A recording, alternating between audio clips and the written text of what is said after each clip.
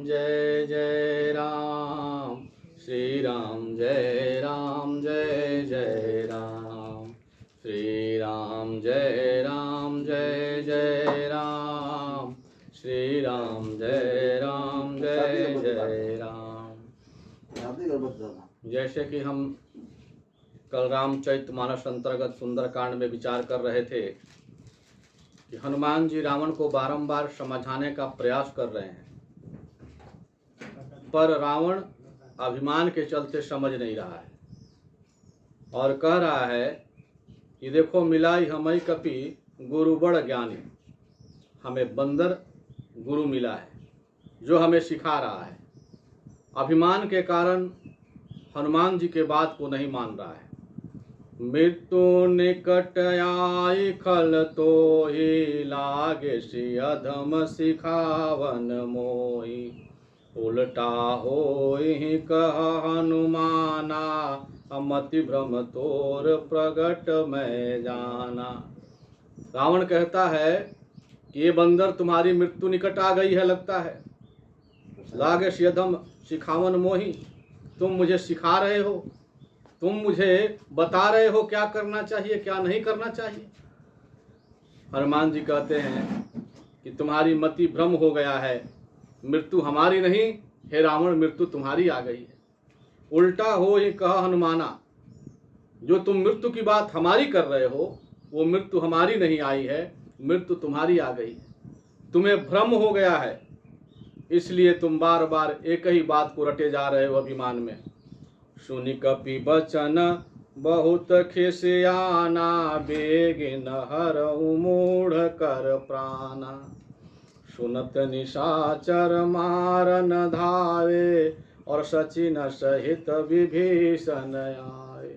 कहते हैं कि उस समय रावण के कहने पर राक्षस हनुमान जी को मारने के लिए दौड़े।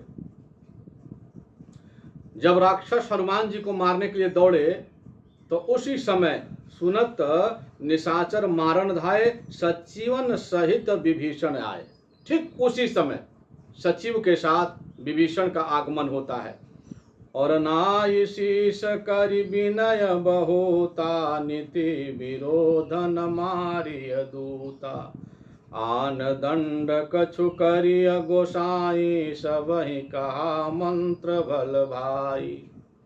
विभीषण जी कहते हैं कि हे भैया, नीति विरुद्ध है दूत को मारना, दूत को मारना नहीं चाहिए। आप अगर दूत को मारेंगे तो आपको अपयश लगेगा। आन दंड कछु करिए गोसाई, कुछ दूसरा कोई दंड दीजिए। तब ये बात सुन करके विभीषण की इस बात को सुनकर सभी मंत्रीगण कहते हैं कि बहुत सुंदर बात कह रहे हैं विभीषण जी, विभीषण जी बहुत सुंदर बात कह रहे हैं, बहुत सुंदर बात कह रहे हैं।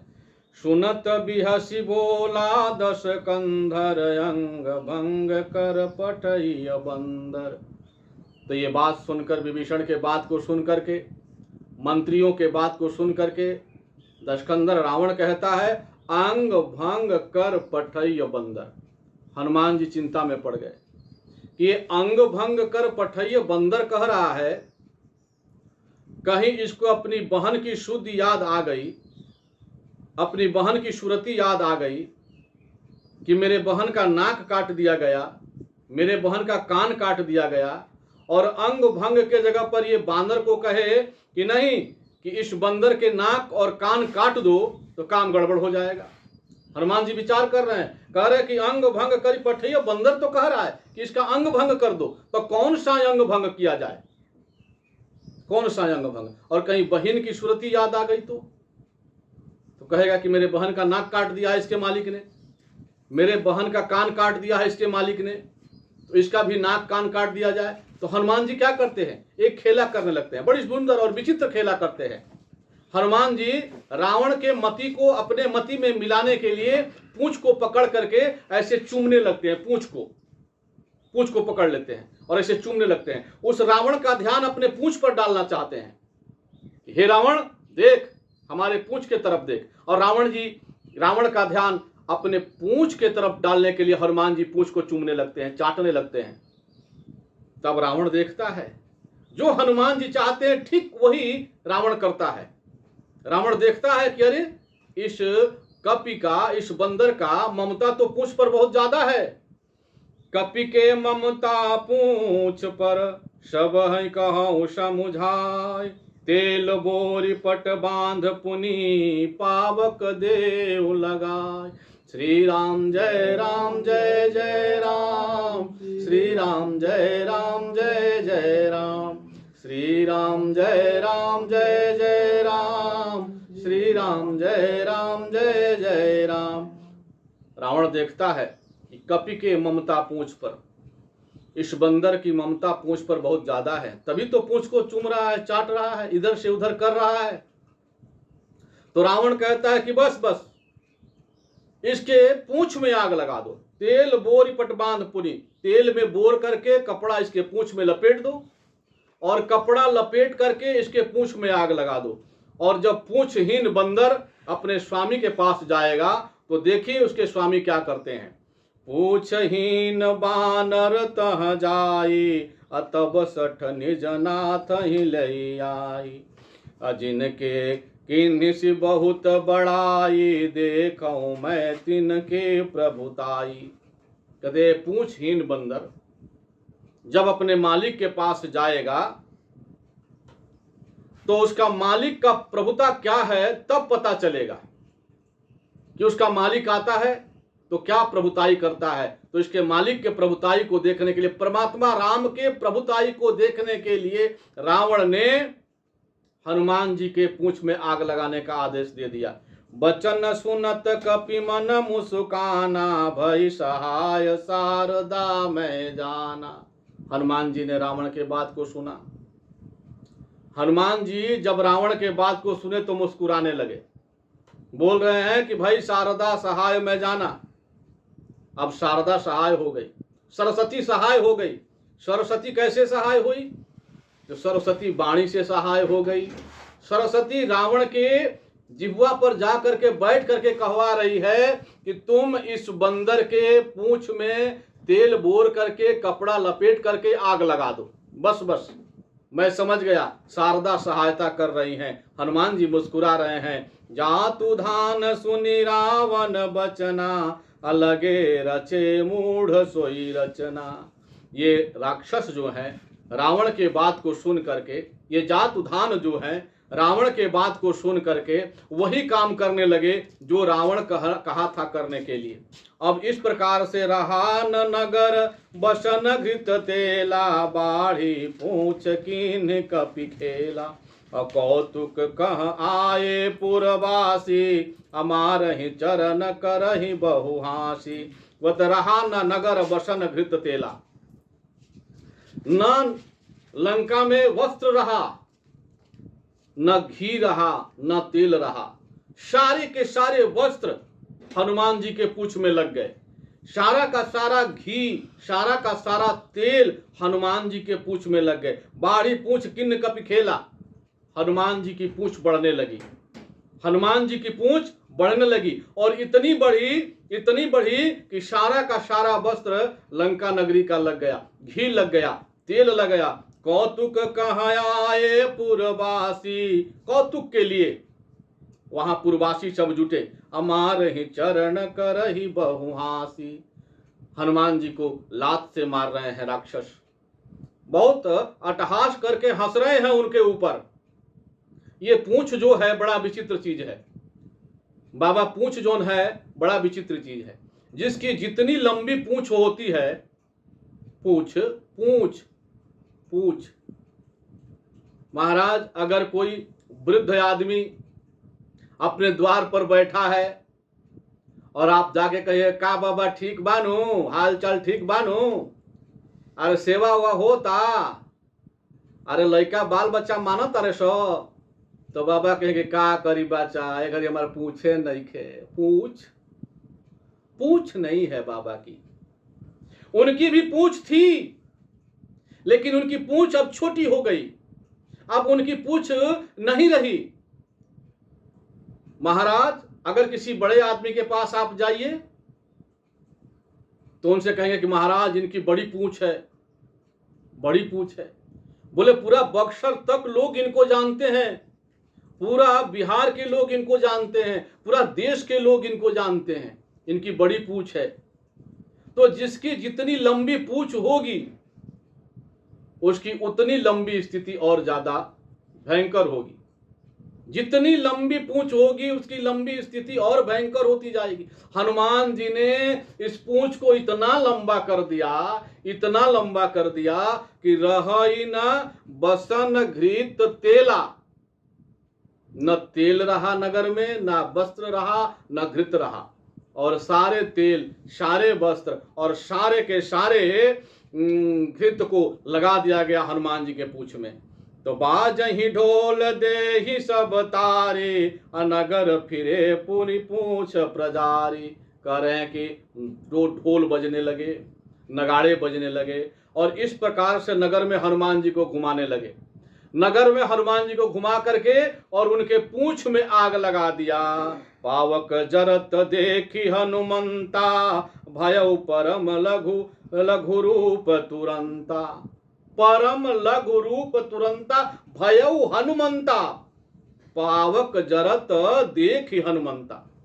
जैसे ही आग लगाया राक्षसों ने हनुमान जी के पूंछ में, हनुमान जी तुरंत लघु रूप धारण कर लेते हैं। जहां जहां हनुमान जी को छोटा बनना होता है, हनुमान जी तुरंत छोटे हो जाते हैं।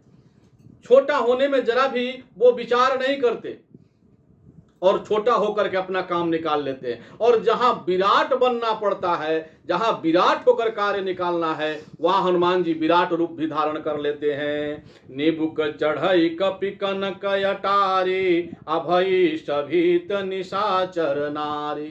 बोले निबुक चढ़ई, वो जो बंधन में बांध रखा था लोगों ने हनुमान जी को, तो इतना सूक्ष्म रूप धारण किया हनुमान जी की बंधन से छूट गए। और बंधन से छूट करके निबुक कर अर्थात नई के फट से कनक अटारी, मतलब सोने के अटारी पर हनुमान जी चढ़ गए। और हनुमान जी सोने के अटारी पर जैसे ही चढ़े तो निश्चर की नारियां सभीत हो गए, डर गई, भयभीत हो गई। कहते हरि प्रेरित ते ही अवसर, चले मरुत 49, अटहास करि गरजा कपि, बढ़ि लागे आकाश। करते ही अवसर, हरि प्रेरित ते ही अवसर, चले मरुत 49 प्रकार के हवा होती है। मरुत माने हवा, 49 प्रकार के वायु चलने लगे। कर अटहास करि गर्जा कपि, माने जोर से गर्जना हनुमान जी ने किया, जोर से हनुमान जी ने गर्जना किया। और उसी समय परमात्मा राम के कृपा से 49 प्रकार की हवाएं तेज हो गई। आग लगती है तो हवा तेज हो जाती है, ऐसे भी जब आग लगेगी तो हवा तेज हो जाती है। हनुमान जी के पूंछ में जैसे ही आग लगी, हनुमान जी अटारी पर चढ़े, 49 प्रकार की हवाएं बहने लगी। और कपि बढ़ि लाग आकाश, आकाश के समान विराट रूप धारण कर लिया हनुमान जी ने। देह विशाल परम हरुआई, मंदिर ते मंदिर चढ़ी धाई। बोले देह विशाल, हनुमान जी का विशाल देह हो गया, शरीर हनुमान जी ने विशाल धारण किया। लेकिन कह रहे परम हरुआई, हरुआई पद का अर्थ है बहुत हल्का हो गए। हनुमान जी का शरीर इतना हल्का है कि रुई से भी हल्का हो गया हनुमान जी का शरीर, और विराट रूप धारण कर लिया हनुमान जी ने। अब मंदिर ते मंदिर चढ़ी धाई, अब एक मंदिर से दूसरे मंदिर पर कूद करके आग लगाने लगे। हनुमान जी कहते हैं मंदिर बना रखे हो, मंदिर मंदिर प्रति करी शोधा, देखे जहां तक अगणित जोधा, गए दशानन मंदिर माही। बोले इस प्रकार से तूने इस लंका नगरी का स्वरूप प्रारूप तो बना रखा है मंदिर के तरह, लेकिन काम करता है इसमें अनर्गल, गलत काम करता है। तू राक्षसी प्रवृत्ति को पालन करने वाला है, तू राक्षसों को पालित पोषित करता है, और ये लंका की नगरी मंदिर की तरफ बना रखा है। तो मैं आज मंदिर मंदिर सबको जलाकर राख कर दूंगा। जरई नगर भालोग बिहाला, झपट लपट बहु कोटि कराला। हनुमान जी ने इधर से उधर कूद करके, उधर से उधर कूद करके और सारे नगर को जलाना शुरू कर दिया। सारे नगर को जला रहे हनुमान जी, और लोग विह्वल हो गए, व्याकुल हो गए। अब क्या करें? तात मातुहा सुनिय पुकारा, यही अवसर को हम ही उबारा। हाय तात, हाय माता, हाय पिता, कौन हमें बचाएगा इस समय। सभी लोग पुकार कर रहे हैं कि अब यही अवसर को हम ही उबारा, हमारी रक्षा कौन करेगा इस समय।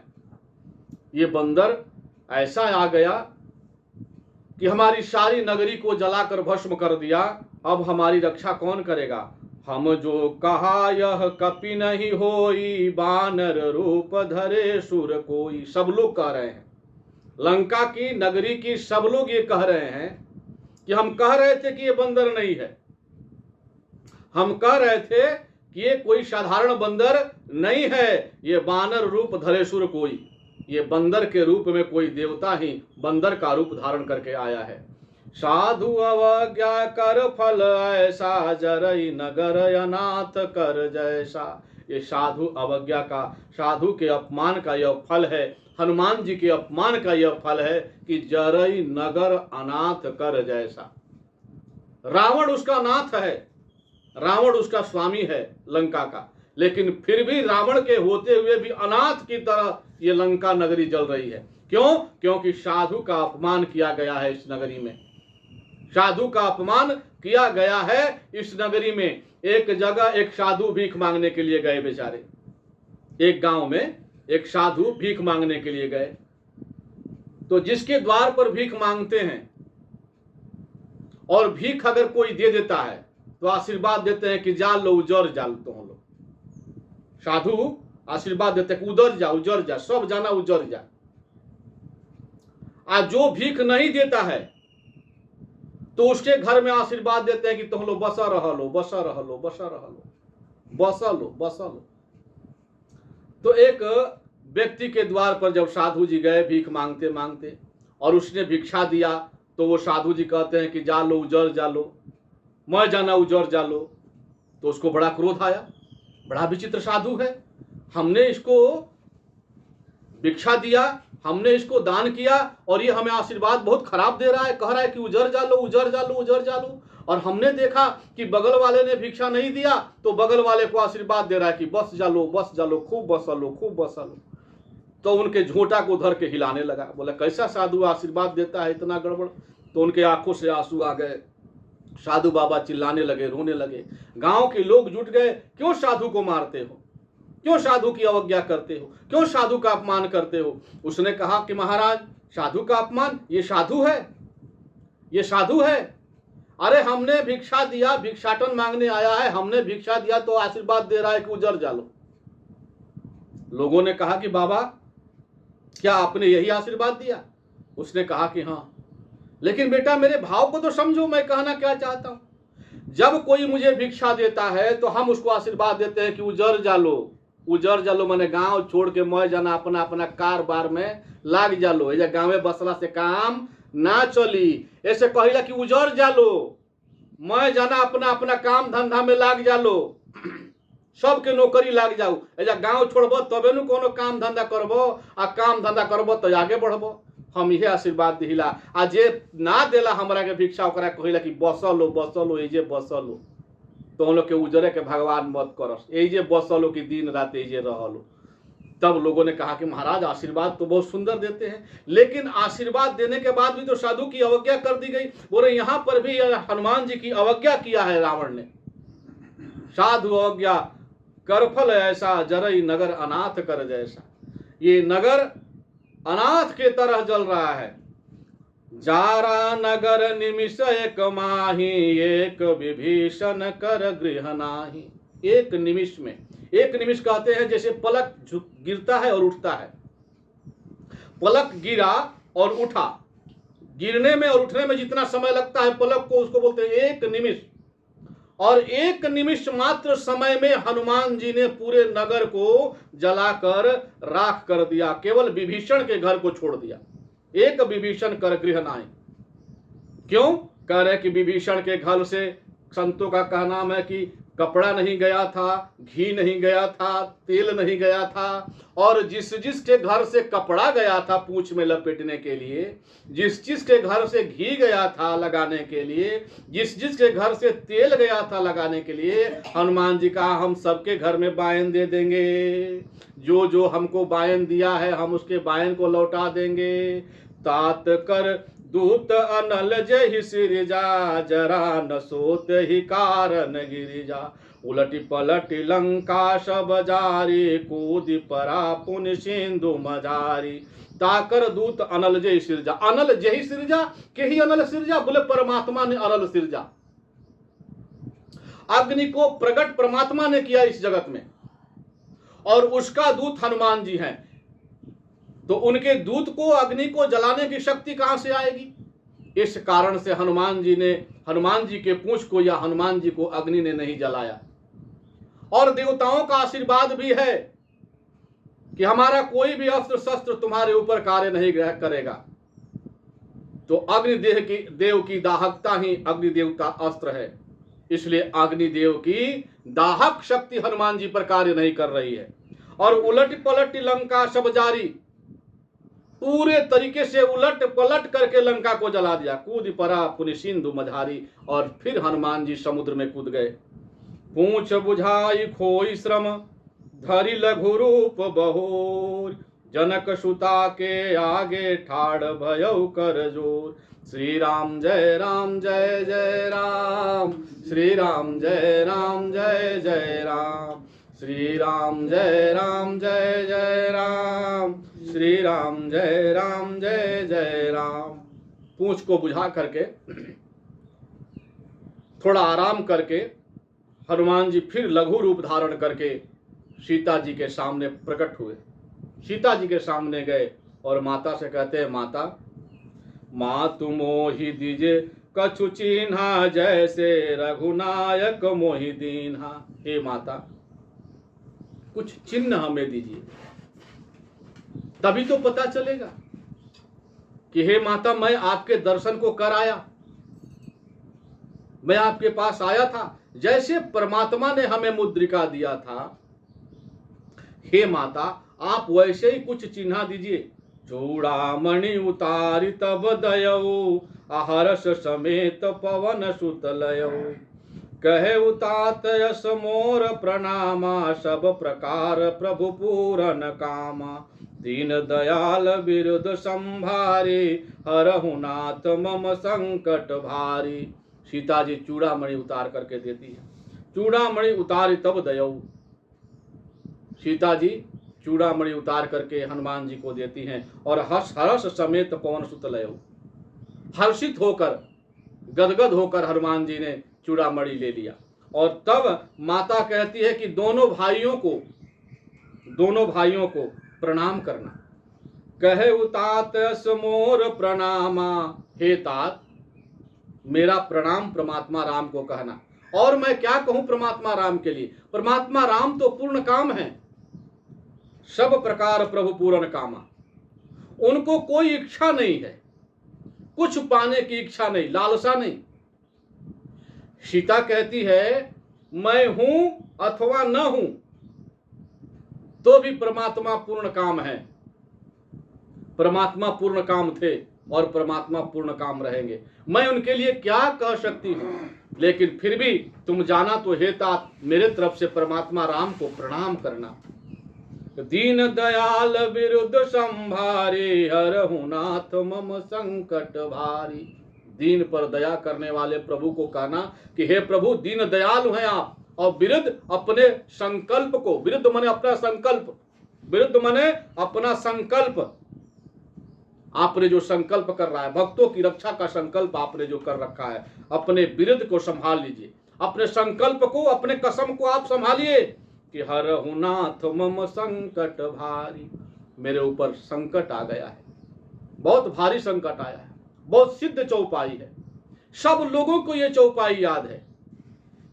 जितने भी लोग हैं जो रामायण पढ़े हैं, जो रामायण नहीं पढ़े हैं, जो रामायण पढ़ते हैं, जो रामायण नहीं भी पढ़ते हैं, उनको भी ये चौपाई याद है। इतना सिद्ध चौपाई है कि इसका संपुट रामायण गाते समय बनाया जाता है। इस चौपाई को संपुट बनाया जाता है। इसका मतलब है कि जब भी कोई आप पर संकट, आपत्ति, विपत्ति पड़े, आपके जीवन में कभी भी संकट आए, आपत्ति आए, विपत्ति आए, दुख आए, तो आप इस चौपाई का अगर मात्र 11 बार बैठ करके जाप कर ले तो आपको तुरंत शांति मिलेगी, शांति मिलेगी, निश्चय ही शांति मिलेगी। ये 100% शांति मिलेगी। तात शक्र सुत कथा सुनाए हूँ, बान प्रताप प्रभु ही समझाए हूँ। मास दिवस महुनाथ नयावा, तो पुनि मोहि जियत नहीं पावा। कह रहे कि हे तात, हे हनुमान जी, जो इंद्र का पुत्र जयंत है, शक्रसूत है, इंद्र का पुत्र जयंत है, उसकी कथा प्रभु को सुनाइएगा और उनके बाण का प्रताप उन्हें बताइएगा। लगता है परमात्मा मेरे वियोग में अपने बाण का प्रताप भूल गए हैं। परमात्मा मेरे वियोग में अपने बाण का प्रताप भूल गए हैं कि एक बार शक्रसूत ने, एक बार इंद्र के पुत्र ने मेरे चरण में चोच मारा था और परमात्मा ने एक सीख का बाण संधान करके और उसे इतना दूर तक भगाया था कि अंत समय में भागते भागते वो परमात्मा तीनों लोकों में भ्रमण करने के बाद भी उसे की कोई रक्षा नहीं करता है। जब जयंत की कोई रक्षा नहीं करता है तीनों लोकों में, तब वो जयंत को हनुमान जी कहते हैं, तब उस जयंत को कहते हैं नारद जी कि हे जयंत, तुम परमात्मा राम के चरण में जाओ, वही तुम्हारी रक्षा करेंगे। तब वो जयंत पुनः परमात्मा राम के चरण में आता है तो परमात्मा ने एक नयन कर तजेऊ भवानी, उसकी एक आंख फोड़ करके उसको फिर छोड़ देते हैं। इस प्रकार से तुम परमात्मा को शक्रसूत अर्थात इंद्र के पुत्र जयंत की कथा सुनाना और उन्हें बाण के प्रताप को याद दिलाना। मास दिवस में अगर 1 महीने में अगर वो परमात्मा नहीं आएंगे तो समझो कि मुझे जीते नहीं पाएंगे, मुझे रावण मार देगा 1 महीने में अगर वो परमात्मा नहीं आएंगे तो। कहू कपि के ही विधि राखऊं प्राणा, तुमहु तात कहत अब जाना। तो ही देख शीतल भई छातुए, अपुनि मोह कहूं सोई दिन सोई राती। हे तात, कहू कपि के ही विधि राखऊं प्राणा, अपने प्राण की रक्षा मैं कैसे करूं, किस प्रकार से अपने प्राण को रखूं। तुम भी आए थे, तुम भी हमारे सहारा बने थे, तो तुमहु तात कहत अब जाना, अब तुम भी जाने के लिए कह रहे हो। हे पुत्र, तो ही देख शीतल भई छाती, तुम्हें देखकर हमारी छाती ठंडी हो गई, तुम्हें देखकर हमारी छाती शीतल हो रही है। तो पुनि मोह कहूं सोई दिन सोई राती, वही दुख का दिन, वही दुख की रातें फिर मेरे लिए वही जागृत हो जाएंगी। तुम आए थे तो हमारी छाती शीतल हो गई थी, थोड़े देर के लिए सुख उत्पन्न हुआ था परमात्मा के दूत को देखकर, लेकिन तुम चले जाओगे तो वही दुख का दिन हमारे लिए और वही दुख की रातें आ जाएंगी। इसलिए हे हनुमान, तुम जाकर परमात्मा को प्रणाम करके मेरा स्मरण दिलाना। जनक सुत ही समुझाई करी, बहुविधि धीरज दीन। चरण कमल सिर नाई कपि, गवनु राम पहिकीन। श्री राम जय राम जय जय राम, श्री राम जय राम जय जय राम, श्री राम जय राम जय जय राम, श्री राम जय राम जय जय राम। हनुमान जी बहुत प्रकार से मैया सीता को धीरज धारण कराते हैं। हनुमान जी बहुत प्रकार से माता सीता को धीरज धारण कराते हैं और धीरज धारण करा करके हनुमान जी परमात्मा राम के पास जाने की तैयारी करते हैं। हनुमान चलत महाधुनि गरज सी भारी, अगर्भ स्रवहि सुनि निश्चर नारी। नांग सिंधु यही पार ही आवा, अशबद किल किला कपि सुनावा। बोले चरण, मतलब क्या बोले कि हनुमान जी भगवान राम के को हृदय में जैसे धारण करके आए थे, परमात्मा राम को हृदय में धारण करके हनुमान जी चले और महाधुनि गर्जा, बोले महाधुनि एकदम गर्जना किया हनुमान जी ने। और हनुमान जी जब चले गर्जना कर रहे हैं तो जैसे ही गर्जना किए तो कहते हैं गर्भ स्रवई सुन निश्चर नारी, निश्चर की स्त्रियों का गर्भ स्रवित हो गया। चलत दशानन डोलत अवनी गर्जत गर्भ श्रवई सुर रवनी। जब दशानन चलता था, जब रावण चलता था और गर्जना करता था तो देवताओं के स्त्रियों का गर्भ स्खलित हो जाता था। हनुमान जी ने कहा कि रावण, केवल तेरे गर्जना में ही बल नहीं है, देख राम के दूत में के गर्जना में भी बल है। अगर तेरे गर्जना से देवताओं की स्त्रियों का गर्भ स्रवित हो जाता है तो देख राम के दूत के गर्जना से भी राक्षसियों का भी गर्भ स्रवित हो जाता है। इसलिए हनुमान जी जोर से गर्जना करते हैं, जय श्री राम, जय जय श्री राम। जैसे ही हनुमान जी ने गर्जना किया और गर्भ स्रवई सुनि निश्चर नारी, निश्चर की स्त्रियों का गर्भ स्रवित हो गया। नारियां डरने लगी, भयभीत होने लगी। और नांग सिंधु यही पार ही आवा, अशब्द किल किला कपि ही सुनावा। करे नांग सिंधु यही पार ही आवा। हनुमान जी समुद्र को लांग कर इस पार आए, और इस पार आए तो किलकिला करके किलकिला रहे हैं। किलकिलाना मतलब बंदर का एक ऐसा शब्द है किलकिलाना, जब वो खुश होता है तब किलकिलाता है। जब अत्यंत खुश होता है, बंदर हर्षित होता है तो किलकिलाता है। तो किलकिलाया हनुमान जी ने, और किलकिलाहट को सुन के ही बंदर प्रसन्न हो गए कि हनुमान जी काम करके लगता है आ गए। हर से सब बिलो की हनुमाना, नूतन जन्म कपि तब माना। कह रहे हैं कि इस प्रकार से हनुमान जी जब आए और किलकिलाए तो लोगों बंदर ने सोचा कि हनुमान जी काम करके आ गए। हनुमान जी कार्य करके आ गए, और आए ही नहीं, बोले हम लोगों का नया जन्म भी हो गया। अगर हनुमान जी काम करके नहीं आते तो हम लोग सब सुग्रीव के द्वारा मारे जाते। अब हनुमान जी कार्य करके आ गए, हमारा नूतन जन्म हो गया। मुख प्रसन्न तन तेज विराजा, मुख पर प्रसन्नता है, तन पर तेज है। और किन्ह श्री रामचंद्र कर काजा, रामचंद्र का काज हनुमान जी ने किया है। मिले सकल यति भय सुखारी, तलपत मीन पाव जिमि बारी।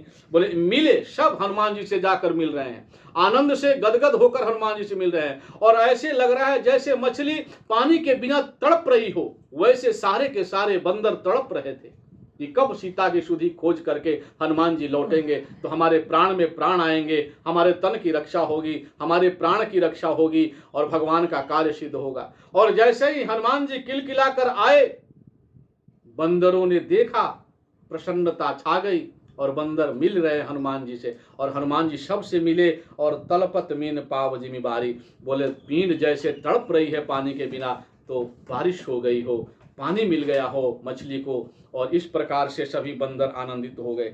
चले हर्षि रघुनायक पासा, अपूछत कहत नवल इतिहासा।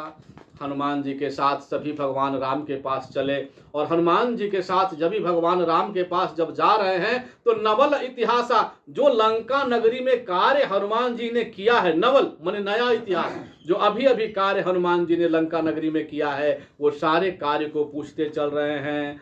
तब मधुबन भीतर सब आए, अंगद सम्मत मधुफल खाए। कह रहे हैं कि तब अंगद की आज्ञा से सब मधुबन में प्रवेश करते हैं, और सब मधुबन में प्रवेश करके और मधुबन के फल को खाने लगे। जब रक्षक आए बचाने के लिए तो रक्षक को मारने लगे। रखवारे जब बर जन लागे, मुठि प्रहार हनत सब भागे। बोले जब रखवाले बरजने के लिए आए कि मत खाइए, तो मुष्टिका प्रहार कर करके मारने लगे। और मुष्टिका प्रहार करके मारने लगे तो सभे के सभे जो रखवाले हैं सुग्रीव जी के पास जा करके कहने लगे, जाई पुकारे ते सब बन उजार जुबराज, सुनि सुग्रीव हर्ष कपि कर आए प्रभु काज। श्री राम जय राम जय जय राम, श्री राम जय राम जय जय राम, श्री राम जय राम जय जय राम, श्री राम जय राम जय जय राम। आज बस यहीं तक। अनंत कोटि ब्रह्मांड नायक अशरण शरण दीनानाथ दीन बंधु, अकारण करुणा वरुणालय भक्तवांछा कल्पतरु। भगवान रामचंद्र के चरण कमलों में मैं अपने प्रवचन पुष्पांजलि को, अपने सत्संग पुष्पांजलि को समर्पित करता हूँ। आज बस यही तक।